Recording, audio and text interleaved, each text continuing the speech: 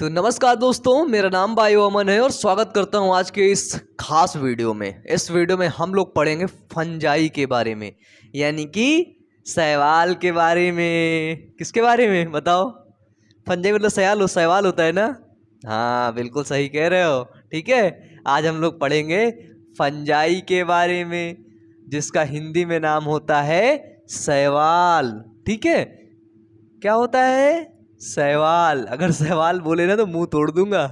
ठीक है, देखो, फंगस फंगस को बोलते हैं शैवाल, और शैवालों का अध्ययन जो है, study of fungus is also called phycology, and study of fungi, ठीक है, आल्सो कॉल्ड माइकोलॉजी।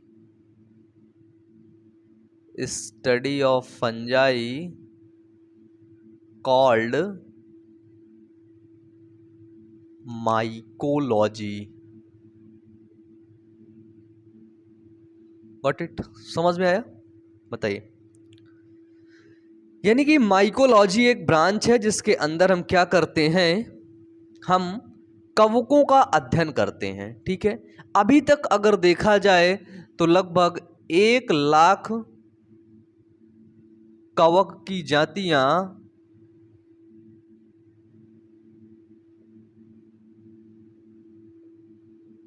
ज्ञात हैं। ठीक है, कितनी जातियां ज्ञात है कवक की? लगभग 1,00,000 कवक की जातियां हमको ज्ञात हैं।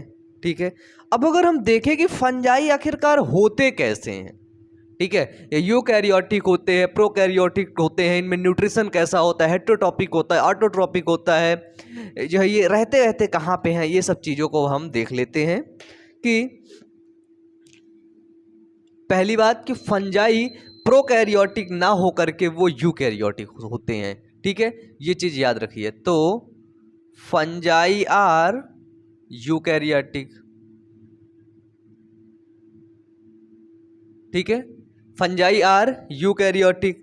अब इसमें देख लीजिए, इसमें कोई वैस्कुलर वगैरह नहीं पाया जाता है। ठीक है, वैस्कुलर टिश्यू, तो हम इसको बोल देते हैं ये नॉन वैस्कुलर होता है। नॉन वैस्कुलर, इस जो मतलब जो चीजें नॉन वैस्कुलर होते हैं उसको बोलते हैं अट्रैकियोफाइटा। क्या बोलते हैं? अट्रैकियोफाइटा। ठीक है, तो फंजाई क्या होता है? यूकैरियोटिक होता है, नॉन वैस्कुलर होता है और नॉन एम्ब्रियो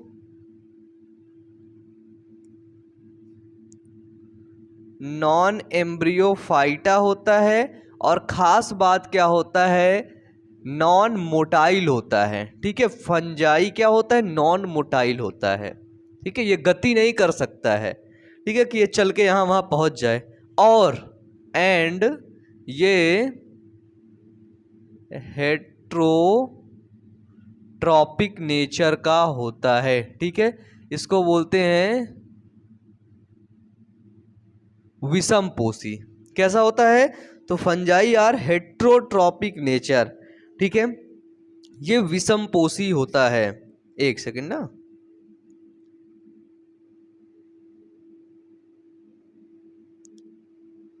हेट्रोट्रॉपिक नेचर का होता है। ठीक है, इसलिए ये नॉन क्लोरोफिलस होता है। नॉन क्लोरोफिलस होता है। ठीक है, तो फंजाई की हमने क्या क्या विशेषता देख लिया कि फंजाई यूकैरियोटिक होता है, नॉन वैस्कुलर होता है, नॉन एम्ब्रियोफाइटा होता है, नॉन जो है मोटाइल होता है, जो है हेट्रोट्रॉपिक नेचर का होता है। ठीक है, और नॉन क्लोरोफिलस होता है। ठीक है, fungi are reproduced by means of spores, है ना। फंजाई मतलब फंजाई क्या करता है? स्पोर के द्वारा रिप्रोड्यूस करता है। ठीक है, तो हम लिख सकते हैं कि they reproduce by means of spores के द्वारा। ठीक है, इसके अंदर जो डिवीजन होता है, वो जाइगोट में जो डिवीजन होता है उसको बोलते हैं जाइगोटिक मियोसिस। ठीक है, ये इंपॉर्टेंट बात है। क्या बोलते हैं उसको बोलते हैं जाइगोटिक मियोसिस। ठीक है, जब हम किसी चीज के बारे में पढ़ते हैं तो सबसे पहले हम उसका जानते हैं कि उसकी हिस्ट्री क्या है। ठीक है। उसका इतिहास क्या है? अगर हम बात करें फंजाई की, अगर हम बात करें एल्गी की, अगर हम बात करें जो है किसी भी प्लांट की या फिर किसी भी एनिमल की, प्लांट किंगडम में किसी भी प्लांट की, तो हम उसकी हिस्ट्री की बात पहले करते ही हैं कि कौन से वैज्ञानिक आए, सबसे पहले क्या बताएं क्या ना बताएं, क्योंकि वो बहुत इंपॉर्टेंट है, उसे पढ़ना ही पढ़ना है। ठीक है, अगर उसे नहीं जानते तो फिर क्या जानते हो। तो इसके लिए अगर हम बात करें फंजाई के हिस्ट्री की, तो इसको आप लोग लिख सकते हैं, इसको मिटा देते हैं, फिर हम लोग आगे बढ़ते हैं, फंजाई की हिस्ट्री के बारे में पढ़ते हैं। बताइए, मिटा दें? चलिए मिटाते हैं इसको।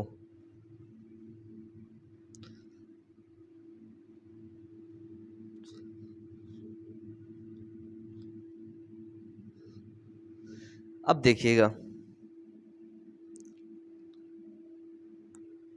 देखिए एक बोविन नाम के वैज्ञानिक थे, बोहिन नाम के वैज्ञानिक थे, जिन्होंने टर्म फंजाई दिया था। क्या दिया था?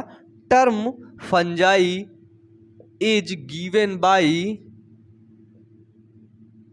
बोविन। ठीक है, टर्म फंजाई किसके द्वारा दिया गया? तो बोविन के द्वारा दिया गया। अब अगर बात की जाए फंजाई के पिता किसको कहा जाता है, ठीक है, यानी कि हम बोल सकते हैं कि फादर ऑफ माइकोलॉजी कौन है? ठीक है, तो फादर ऑफ माइकोलॉजी बोला जाता है पीए मिथैली को, मिथैली बोलते हैं इसको, ठीक है, पीए मिथैली को फादर ऑफ माइकोलॉजी बोला जाता है। अगर आपसे क्वेश्चन पूछा जाए, अगर देखा जाए कि बताइए फादर ऑफ मॉडर्न माइकोलॉजी किसको कहा जाता है, ठीक है, क्या बोला जाता है कि फादर ऑफ मॉडर्न माइकोलॉजी। ठीक है, तो फादर ऑफ मॉडर्न माइकोलॉजी कहा जाता है डी बैरी को। किसको? डी बैरी को, फादर ऑफ मॉडर्न जो है माइकोलॉजी। अगर बात की जाए फादर ऑफ, देख लो फादर इतने होते हैं है ना, father of Indian mycology, father of Indian mycology किसको कहा जाता है? तो फादर ऑफ इंडियन माइकोलॉजी कहा जाता है ईजे बटलर को। किसको? ईजे बटलर को। ठीक है, इंडिया के है ना ये। अब अगर वो क्वेश्चन आपसे पूछा जाए कि बताइए जब किंगडम फंजाई को किसने क्लासिफाइड किया, किंगडम फंजाई को, तो जो विटिकर क्लासिफाइड किया, किसने? विटिकर ने, विटिकर क्लासिफाइड किंगडम फंजाई। ठीक है, जो आर.एच. विटिकर थे ना, उन्होंने ही किंगडम फंजाई को जो क्लासिफाइड किया। अब अगर बात की जाए कि बताइए किंगडम माइकोटा किसने दिया, अभी हम लोग इसमें पढ़ेंगे किंगडम माइकोटा। तो किंगडम माइकोटा किसने दिया? तो एक वैज्ञानिक थे जिनका नाम था एनिसवर्थ। ठीक है, तो एनिसवर्थ नामक वैज्ञानिक ने किंगडम माइकोटा को दिया। ठीक है, अगर हम बात करें फंजाई हम कहाँ की पढ़ रहे हैं, ठीक है, तो आपकी टीजीटी, पीजीटी, यदि आपके बीएससी में टॉपिक है, बीएससी और एमएससी के लेवल की जो है यहाँ पर हम बायोलॉजी पढ़ेंगे। ठीक है, जूलॉजी और बॉटनी दोनों को पढ़ेंगे। ठीक है, चलिए फिर है वन जीन वन एंजाइम किसने दिया? One gene one enzyme given by, बहुत इंपॉर्टेंट क्वेश्चन है, पूछा जाता है। ठीक है, तो वन जीन वन एंजाइम जो थे वो बीडल और टाउटम नामक वैज्ञानिक ने दिया। ठीक है, बीडल और टाउटम। ठीक है, तो वन जीन वन एंजाइम की थ्योरी किसने दिया? वो दिया बीडल और टाउटम नामक वैज्ञानिक ने। ठीक है, जैसे हमने देखा कि फंजाई जो होते हैं वो जो है यूनिसेलुलर भी होते, एक कोशिकी भी होते हैं, और फंजाई आर मल्टी सेलुलर। ठीक है, तो फंजाई एक कोशिकी से लेकर के बहुकोशिकी तक होते हैं, इस बात को आप लोग याद रखिएगा। ठीक है, एक कोशिकी जैसे आपका हो गया ईस्ट, ठीक है। मल्टी सेलुलर बहुकोशिकी में आपके बहुत ढेर सारे फंजाई आते हैं। तो जैसे इसको आपको याद करना है मेरे साथ ही। एक देखो सिंपल सी बात है, एक बॉविन नाम के वैज्ञानिक थे। किस नाम के, नाम क्या था उनका? बॉविन। बॉविन नाम के वैज्ञानिक थे जिन्होंने क्या दिया, जिन्होंने टर्म फंजाई को दिया। ठीक है। तो अगर क्वेश्चन आपसे पूछा जाए कि बताइए टर्म फंजाई किसने दिया, तो क्या बताओगे? बताओ, बॉविन बताओगे ना? बॉविन बताओगे ना? और तो कुछ बताओगे नहीं है?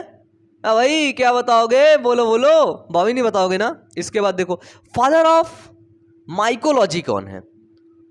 बटलर साहब। कौन है? बटलर साहब। अब बटलर साहब को बोल दिया ना तो मार मार कर तुमको बटाला कर देंगे। फादर ऑफ इंडियन माइकोलॉजी होते हैं बटलर। कौन है father of Indian mycology? Butler. अगर बात कीजिए फादर ऑफ माइकोलॉजी कौन है, तो वो है P.A. मिथैली। क्या है? P.A. मिथैली। ठीक है, तो P.A. मिथैली क्या है? फादर ऑफ माइकोलॉजी है। फादर ऑफ मॉडर्न माइकोलॉजी क्या है? De Bary. डी बेरी, कौन बेरी? डी बेरी, कौन बेरी? डी बेरी, कौन Bary? De Bary. Father of modern mycology de Bary. Father of modern जो है mycology de Bary. Father of Indian mycology E.J. Butler. E.J. हटा दो, Buttler याद कर लो। Buttler Buttler Buttler. ठीक है। देखो किंगडम फंजाई किसने दिया? विटेकर ने क्लासिफाइड किया किंगडम फंजाई को। किंगडम माइकोटा किसने दिया? उसको दिया एनिसवर्थ ने। किसको दिया? एनिसवर्थ ने दिया। वन जीन वन एंजाइम किसने दिया? बीडल और टाउटन नामक वैज्ञानिकों ने दिया। ठीक है। साइंटिस्ट के नामों को याद करना बहुत जरूरी है। ठीक है, क्योंकि एमसीक्यू से क्वेश्चन पूछ लिया जाता है। क्वेश्चन ये हमेशा पूछा जाता है, फादर ऑफ बायोलॉजी कौन है? बताइए। फादर ऑफ जूलॉजी कौन है? फादर ऑफ बॉटनी कौन है? 3 क्वेश्चन मैंने आपसे पूछा, तीनों का जवाब नीचे कमेंट बॉक्स में अभी दीजिए। अभी नहीं पता ना तो गूगल से सर्च मार के दो, लेकिन दो, तीनों को दो, सब लोग दो। जितने लोग देख रहे हो ना, सब लोग कमेंट बॉक्स में कमेंट करके बताओ। कसम है, अगर नहीं दिया तो भूल जाओगे पूरी बायोलॉजी, जितनी भी पढ़े हो सब भूल जाओगे अगर तीनों के जवाब नहीं दिए तो। इतने सिंपल से क्वेश्चन, मैंने 3 क्वेश्चन आपसे पूछे हैं, इनके जवाब तो मुझे चाहिए ही चाहिए। ठीक है, मजाक नहीं कर रहा, चाहिए ही चाहिए। नीचे जल्दी से बताइए। ठीक है, सच में मेरे को नहीं आता भाई, मेरे को आता ही नहीं, आप बताइए। ठीक है, तो साइंटिस्ट के नाम पूछ लेता है, आपसे पूछ लेगा फादर ऑफ माइकोलॉजी कौन है? मिथैली साहब है। कौन है? मिथैली साहब है आपके, P.A. मिथैली है ना। फादर ऑफ इंडियन माइकोलॉजी कौन है? E.J. बटलर साहब हैं। ठीक है, जब आप 5 बार इसको पढ़ोगे ना, कितने बार? 5 बार, 6 बार, जितने टाइम्स आप इसका रिवीजन करोगे उतनी जल्दी आपको ये याद हो जाएगी। और अगर रिवीजन नहीं करोगे तो भूल जाएगी। ठीक है, तो आज की क्लास हम लोग यहीं तक रखते हैं। नेक्स्ट क्लास में हम बात करेंगे फंजाई के डिस्ट्रीब्यूशन की, इसके हैबिटाट की, ठीक है, इसके न्यूट्रिशन की। तो अच्छे से पढ़ते रहिए, मेहनत करते रहिए। Wish you all the best. Thank you.